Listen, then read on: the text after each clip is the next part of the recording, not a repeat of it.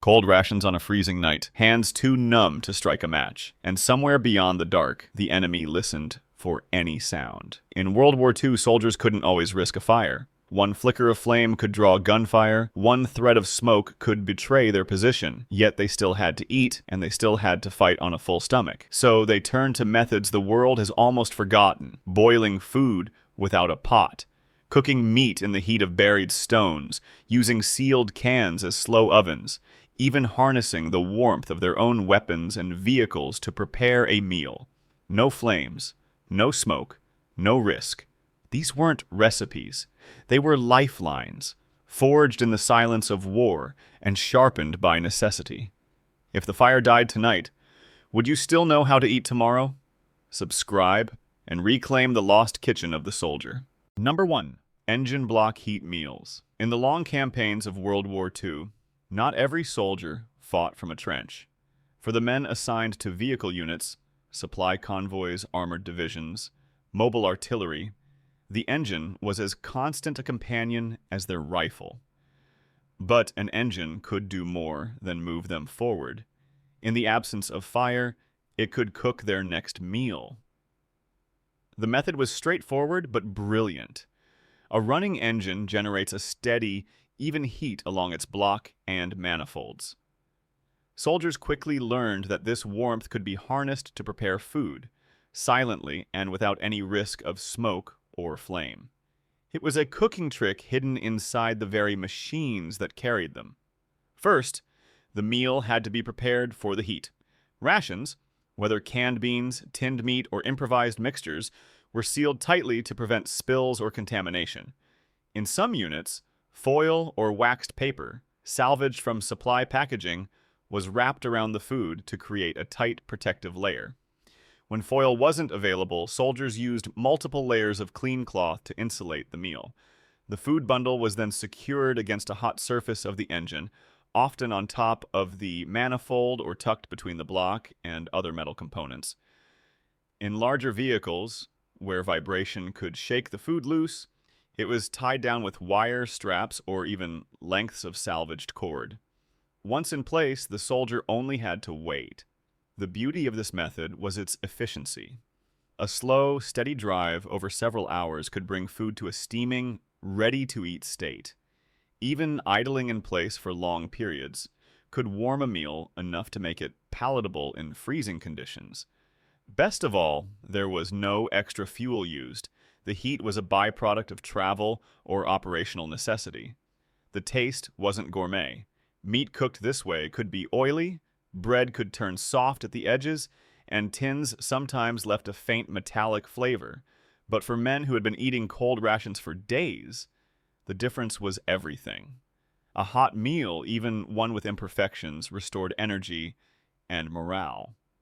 There were some hazards. Overheating could cause tins to burst, so experienced soldiers learned to loosen lids slightly before cooking. Loose wrapping could also result in spills that left a lingering smell in the engine bay, something mechanics didn't appreciate. But with care, these risks were minimal, and the payoff was worth it. What made the engine block meal truly remarkable was how it turned necessity into routine. Soldiers didn't stop to cook, they cooked while moving, making the most of every mile. It was efficiency born from constraint, a skill that made travel time productive in more ways than one. Even today, long-haul truckers and off-road adventurers use the same trick, proof that a wartime improvisation has outlived the war itself. In an age of portable stoves and instant heat packs, the engine block meal stands as a reminder that sometimes the best tools are the ones already in front of you. Would you trust your next hot meal to the machine that gets you there? Subscribe and keep these battlefield solutions alive. Number 2, Steampack ration heater. In the unforgiving winter fields of World War II, soldiers learned a truth civilians rarely faced. Eating was not just about having food, it was about making it edible in deadly cold. A block of frozen meat or rock-hard bread was as useless as an empty ration tin. And when fire was out of the question, they needed a way to make those rations warm, soft, and safe, without smoke, sparks, or light. That's where the Steampack heater came in. It wasn't a piece of issued equipment. It was a field invention, passed quietly from one man to another, adapted to whatever scraps and tools were on hand. The principle was simple. Harness trapped steam to cook or soften food in total concealment. The process began with finding a container. Empty biscuit tins, small ammunition boxes, or dented mess kits worked best. The key was that the lid could be made tight enough to trap heat and moisture. Inside, soldiers placed the food they needed to prepare, sometimes in another smaller container, sometimes wrapped in cloth or leaves to keep it clean. A small amount of water, never more than a shallow layer, was poured into the base of the larger container. Too much water and the food would boil, too little and there'd be no steam. Then came the heat source. Instead of open flame, soldiers relied on preheated stones taken from campfires long extinguished, or metal parts warmed by engine heat. The stones were placed directly in the container, away from the food, but close to the water. The lid was sealed, often with strips of cloth pressed into the rim or even mud smeared along the edges to stop the steam escaping. Within minutes, the water began to vaporize, filling the container with hot steam. The heat was gentle but penetrating, slowly raising the temperature of the rations until they were soft enough to chew or warm enough to lift morale on a freezing night. It was slow cooking by necessity. A loaf of frozen bread might take half an hour to steam through. A can of stew could be ready in 20 minutes. The method worked on almost any food, meat, vegetables, grain porridge, and could even be used to rehydrate dried rations. And because it produced no smoke and almost no scent, it could be used inside dugouts, concealed tents, or even within the cramped shelter of a snow pit. There were limitations. Without careful sealing, the steam escaped too quickly, leaving the food barely warmed. In very cold weather, the steam condensed fast, making it necessary to replace hot stones partway through.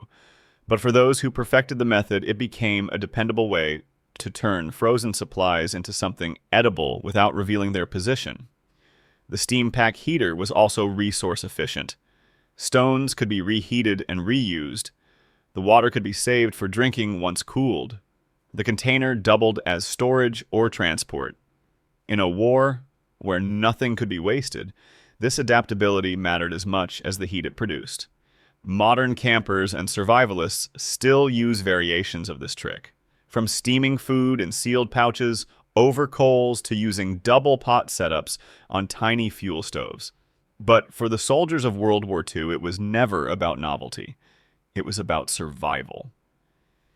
In silence, under the cover of night, with nothing but a tin, a little water, and a few heated stones, they made meals where fires couldn't burn. Number 3. Solar reflector, tin cooker. On the open battlefields of World War II, not every front was buried under snow or drenched in rain. In certain regions, North African deserts, Mediterranean coasts, or high mountain passes, the sun itself became a resource. Soldiers who understood its value could cook without fire, smoke, or fuel. The secret? A makeshift solar reflector tin cooker. It began with observation. In supply camps, soldiers noticed how mess tins or polished canteen cups left in the sun grew hot enough to warm their contents. Over time, this accidental discovery evolved into a deliberate cooking method. All it required was a reflective surface, a bit of ingenuity, and patience. The heart of the system was a reflective panel. Soldiers scavenged whatever they could: shards of broken mirrors from bombed houses, the inner lining of ration tins polished to a bright finish, or even flattened, shiny biscuit lids. These were shaped or angled to direct sunlight onto a small cooking vessel.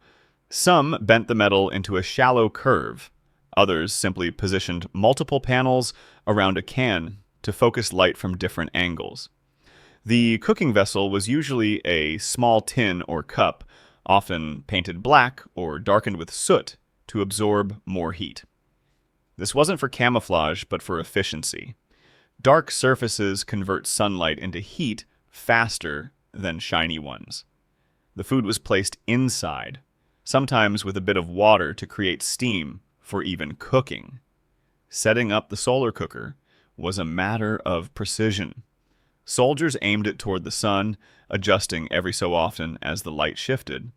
In the still air of midday, temperatures inside the vessel could climb high enough to cook rice, boil water, or heat canned meat to steaming.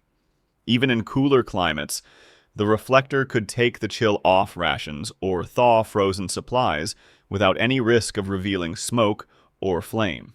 The method's strengths were clear. It was silent, required no fuel, and could be built from scavenged materials. It left no trace, no ash, no scent, no glowing embers. In desert patrols where wood was non-existent and carrying fuel was impractical, it allowed soldiers to have hot food without wasting precious resources. But it had its limits. It was useless at night or under heavy cloud cover, and slow in the early morning or late afternoon. Wind could scatter the panels, and reflective surfaces were sometimes dangerous if they flashed light visible to enemy scouts. Experienced soldiers learned to set up in areas where glare would be absorbed by terrain, like against stone walls or inside rocky gullies. Despite these constraints, the solar reflector tin cooker became a trusted trick in sunny theaters of war. It was adaptable. Panels could be folded flat and carried in a pack, and setup took only minutes. For some soldiers, it was the only way to get a warm meal in weeks without consuming valuable fuel or risking exposure. Today, the same principle lives on in compact camping solar cookers, emergency preparedness gear, and even off-grid homesteads. The technology has improved, but the essence is unchanged, using the sun's free energy to make food safe and satisfying. For the soldiers of World War II, this was more than clever engineering. It was proof that survival wasn't always about force. Sometimes it was about finding power in the quietest places. Number 4. Hot stone bivouac cooker. In the freezing nights of World War II, warmth and food often came from the same source: heated stones buried beneath the ground. For soldiers without the safety of a fire, this method became one of the most reliable ways to cook in total secrecy. It was called the hot stone bivouac cooker, and it turned the earth itself into a silent kitchen. The principle was ancient, but wartime gave it new purpose. Fires drew attention, and in contested areas, the smallest flicker of light could give away a position. Soldiers needed a way to use heat without revealing its source. Stones, once heated, could hold and slowly release warmth for hours, long enough to cook food even after the flames were gone. The process began by gathering the right stones. Flat river rocks or dense dry stones worked best, ones that wouldn't crack or explode when heated. Soldiers avoided stones taken from water in cold weather, as trapped moisture could cause dangerous fractures under heat. Once collected, the stones were arranged in or near a small, controlled fire, often built in a dug pit to hide the glow. When the stones were hot enough to radiate heat visibly in the dark, the fire was extinguished or buried to erase any trace. The stones were then moved into a shallow pit lined with earth or clay. Food, sometimes wrapped in leaves, sometimes sealed in mess tins, was placed directly on or above the stones. In some setups, the stones formed the base layer, with a second layer placed over the food to trap the heat from both sides. The pit was then covered. Soldiers used soil, spare blankets, or even pieces of scrap metal to create an insulated chamber. This trapped the heat inside, turning the pit into a slow oven that could cook for hours. Meat simmered until tender, bread baked through, and grains absorbed steam to become edible. One of the strengths of this method was its stealth. Once the initial fire was hidden, there was no smoke, no light, and no noise. Just slow, invisible cooking beneath the ground. It also conserved fuel, since the stones stored and released heat without needing constant replenishment. But the method required patience. Cooking could take several hours, depending on the size of the stones and the type of food. Timing mattered. Soldiers had to plan their meals ahead, sometimes starting the heating process before dusk so that food would be ready by nightfall. There were also practical considerations. Moving superheated stones was dangerous, especially without proper tools, so improvised tongs or layers of cloth were essential. And in freezing temperatures, insulation became even more critical to prevent heat loss. Despite these challenges, the hot stone bivouac cooker became a trusted technique in many fronts, from forested hills to barren plains.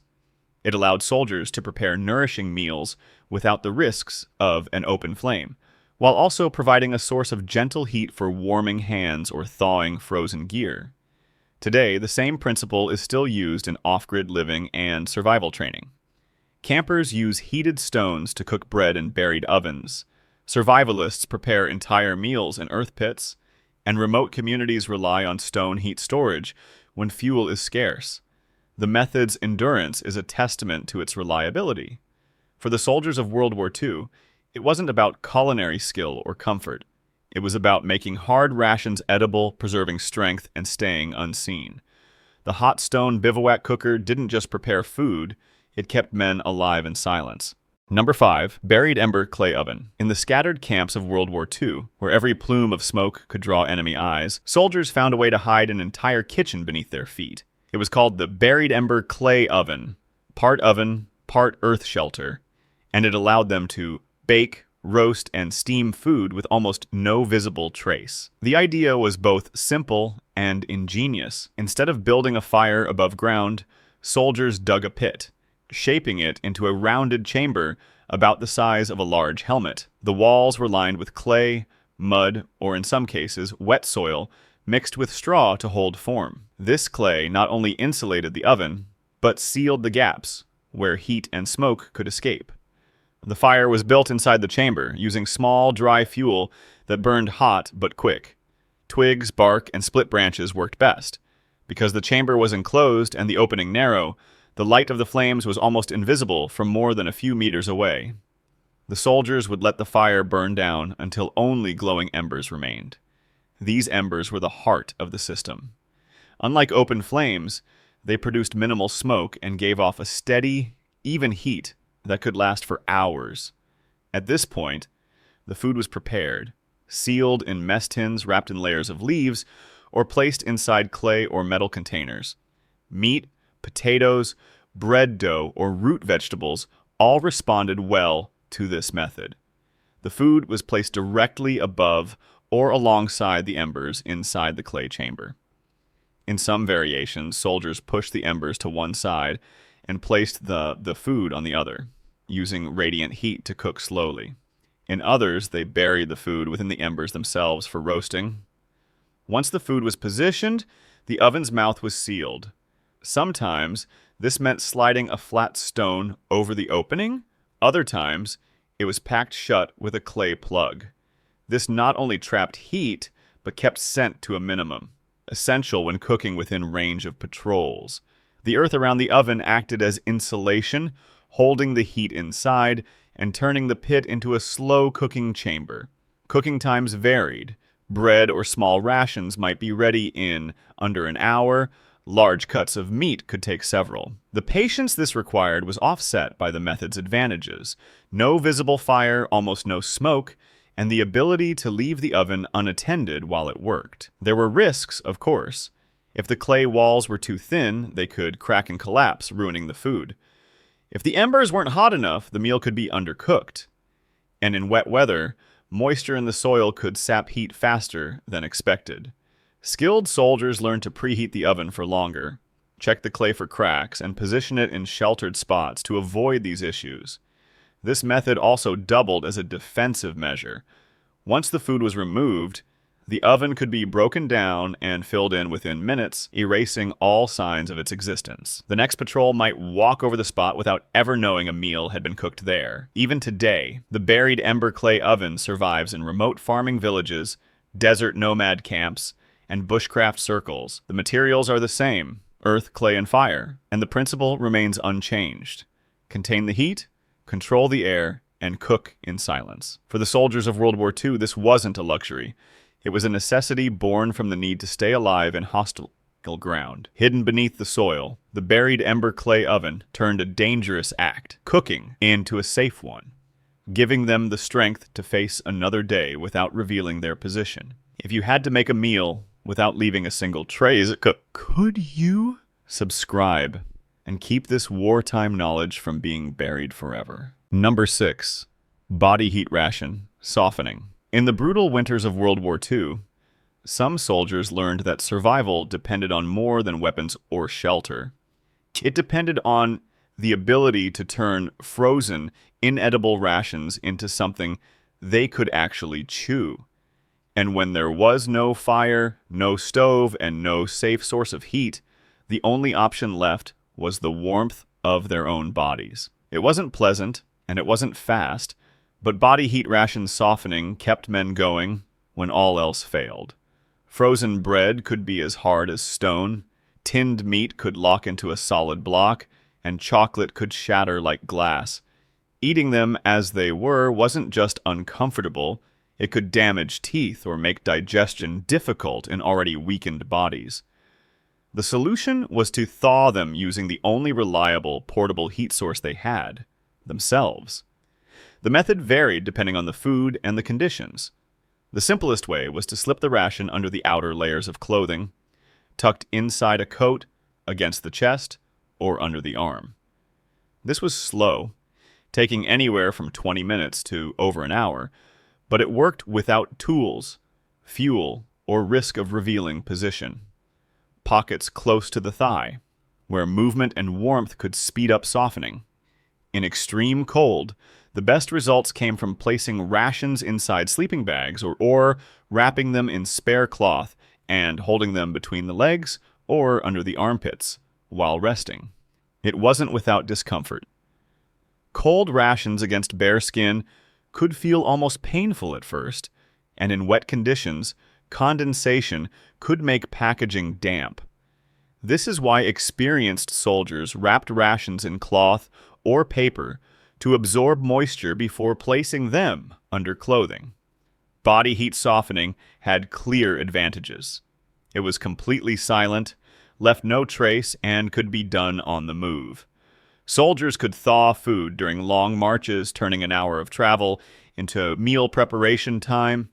It also worked for more than just rations. Frozen canteens, small water flasks, and even first aid supplies could be thawed the same way. The downside was obvious. It was slow and limited to small portions. In extreme cold, it could take most of a day to fully soften a large loaf of bread or block of cheese. But in conditions where striking a match could bring danger, slow was far better than impossible. This was a survival tactic born from necessity and grit. It demanded patience, discipline, and the acceptance that sometimes the body itself was the last tool a soldier could rely on. Even now, mountaineers, Arctic explorers, and survival instructors teach the same principle because when every other option is gone, your own heat might be the only thing standing between you and hunger. If the cold took away your fire, would you still find a way to eat? Subscribe and make sure you know the answer before you ever have to. They cooked without stoves, they baked without ovens, they survived without fire, and resourcefulness. Every method was a victory over the elements and the odds. Convenient life hacks. They were answers to hunger in places where hunger could not wait. The tools were crude, the conditions harsh, but the results kept men alive long enough to see another sunrise. And here's the truth most people ignore. The systems we rely on today are fragile. If they fail, the skills we've forgotten will matter more than the gadgets we've bought. In that moment, what you know will matter more than what you own. You've just learned 6 of the rarest soldier cooking methods that worked anywhere, with nothing, in the worst conditions imaginable. If you value resilience, if you understand the power of knowing before needing, this is only the beginning. Subscribe now and keep this knowledge alive, because history has already shown what happens when the fire goes out, and those who are prepared will always stand a better chance.